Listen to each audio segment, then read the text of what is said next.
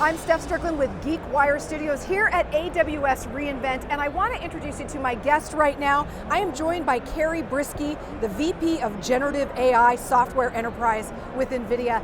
Thank you so much, Kari, for making the time to speak. Thank you for having me. So we're here on the floor at AWS reInvent 2025, a large conference.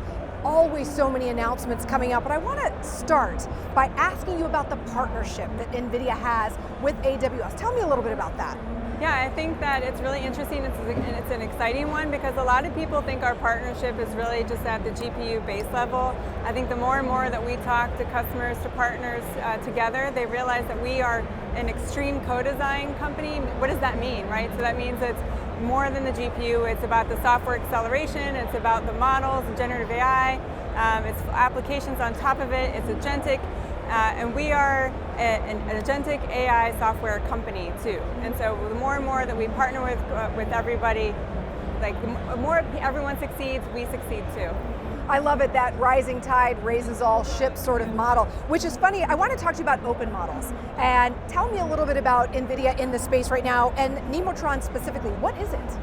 Yeah, so first of all, the open models, right? Before I define Neotron, I think developers today are specializing on top of open models because they're cheaper, you're able to specialize them and train them to your domain, which is really important about accuracy.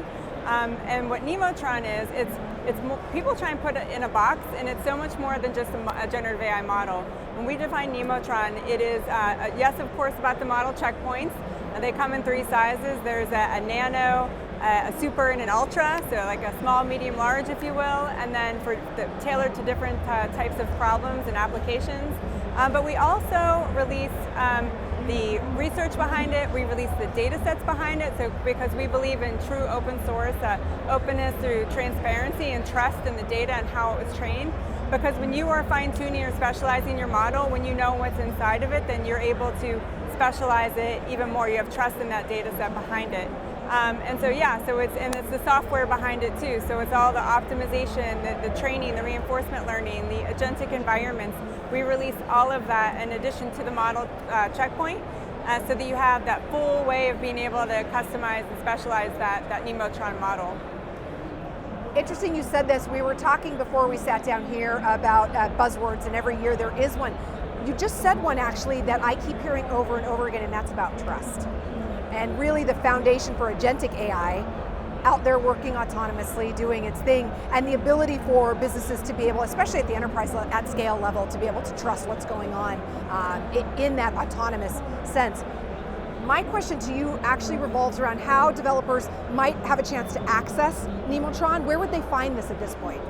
Wow, so since it's a developer platform, and I also want to get to trust a little bit more into deeper trust, but where do you find it first? You can get it on GitHub, but more importantly, what we were really excited to announce today was that you can get Neotron natively at the Amazon Bedrock serverless models.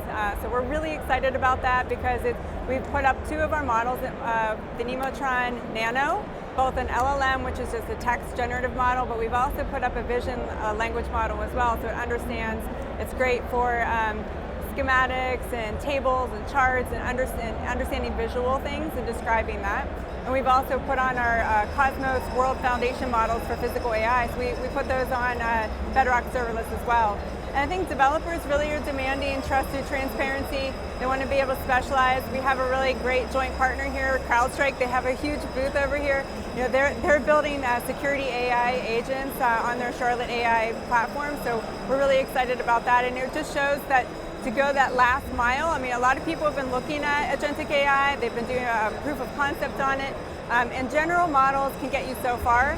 And when people are hitting that, they're hitting the ceiling of their proof of concept, the test bed that they're running agentic AI, and it's because they can't take it to their domain. They can't take it that last mile specialization. And so when you have open models, you're able to take your domain data, you're able to take those open weights, put them together and specialize them so you get that accuracy on your domain. So if you think about the difference of giving someone a job, right? So if someone comes out of a university and you ask them a general question, you give them 20 minutes and access to an internet, they're going to be able to answer that question. But you wouldn't ask that person to hunt down your security threats, and you wouldn't ask that person to perform surgery. You wouldn't ask them to diagnose you, right? So that is why it's preventing enterprises that last mile specialization. And so that's what we're really excited about. Every year there is sort of a focus and a theme when we attend AWS reInvent. For you, what are you seeing out there in the space this year? Oh, I mean, obviously agentic AI is everywhere, right? You can't throw a stone without hitting that word. I know it seems very buzzy, but if you really think about the Industrial Revolution, I mean, personally, I've never lived through an Industrial Revolution before, but here we are, right? And you don't know that everything's changing because you're in the middle of it, but I think we're not at the end.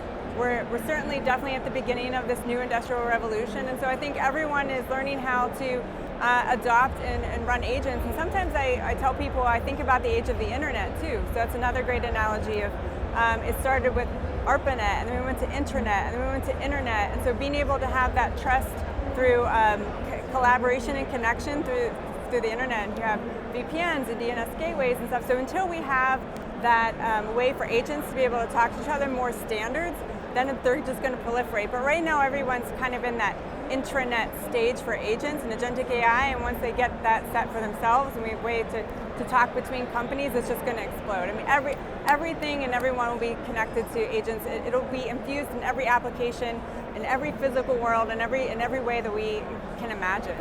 It is such a seismic shift, really, in industry. Kari, thank you so much for your time. Thank you for having me. I appreciate it. I'm Steph Stricklen with GeekWire Studios.